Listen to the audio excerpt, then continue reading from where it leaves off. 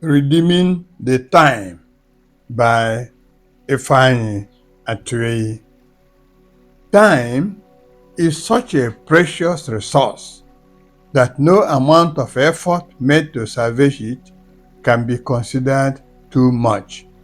Therefore, I am always thinking of how I can save every minute of mine from danger of loss, because once it is lost, it can never be recovered.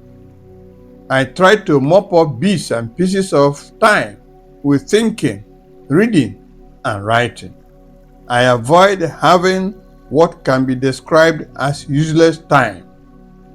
A so-called useless hour in a day amounts to 7 useless hours in a week and 30 useless hours in a month of 30 days. This is equivalent to nearly 4 working days of 8 hours a day. In the car, you can make good use of your time, especially during traffic holdups, by listening to tapes of music, talks, and messages. If you are chauffeur-driven, you can have a wonderful opportunity to read. What do you do in the mechanic's workshop while waiting for your car to be fixed? Don't waste that precious time. Read some materials, and if necessary, write instead of chatting and distracting the mechanics doing their work. What do some people do at office reception while waiting to see an executive? I believe that's the best time to think and plan for what to discuss with the client. Don't look bored, tired, and dejected, attracting the sympathy of people. Breakfast time is for me a nice time for planning my day. My writing materials and plates compete for space on the breakfast table. The list of things to do, phone calls to be made, letters to be written, places to go, and so on, is composed while having my breakfast. Don't neglect reading in the toilet.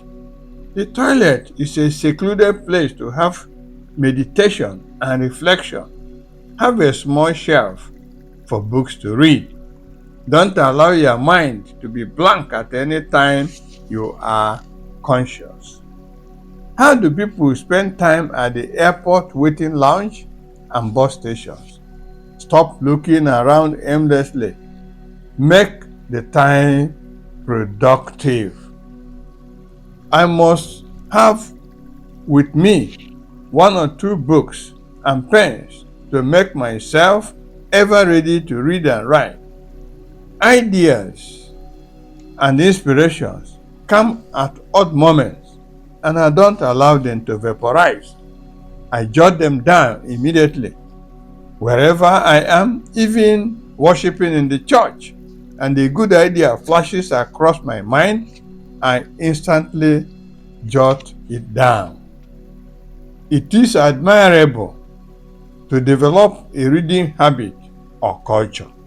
Apart from these instances of mopping up exercises, create worthily time for reading and study.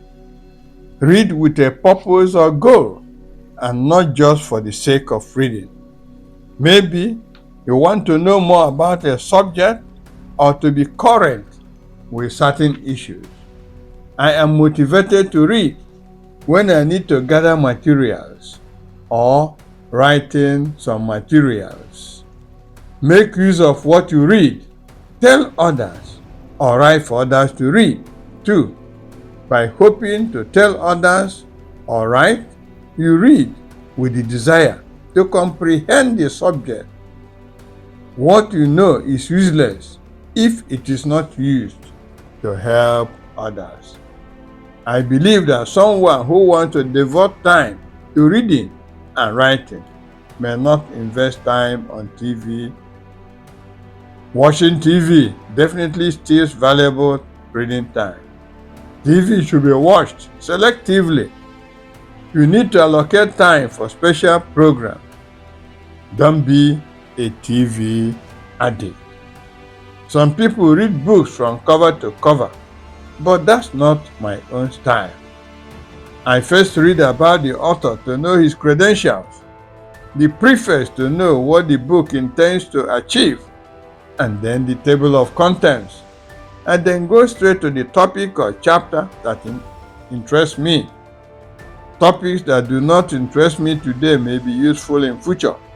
It is, therefore, necessary to know where to get information when desired. The ultimate purpose of reading must be to develop one's mind so as to be a better person. Therefore, there's need to be selective in the materials you read.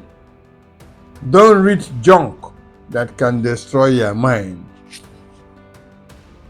The type of materials you read have a great influence on your attitudes and desires. Therefore, be careful with what goes into your mind. Garbage in, garbage out. Good materials will nourish your mind as nutritious food nourishes the body. My advice is that you use Philippians 4:8 to test your reading materials. Whatever is true, whatever is noble, whatever is lovely, whatever is admirable, if anything is excellent or praiseworthy, read about such things. Finally, spend some money on books to build up your library. You feel young, relevant, and confident when you browse through books in your library.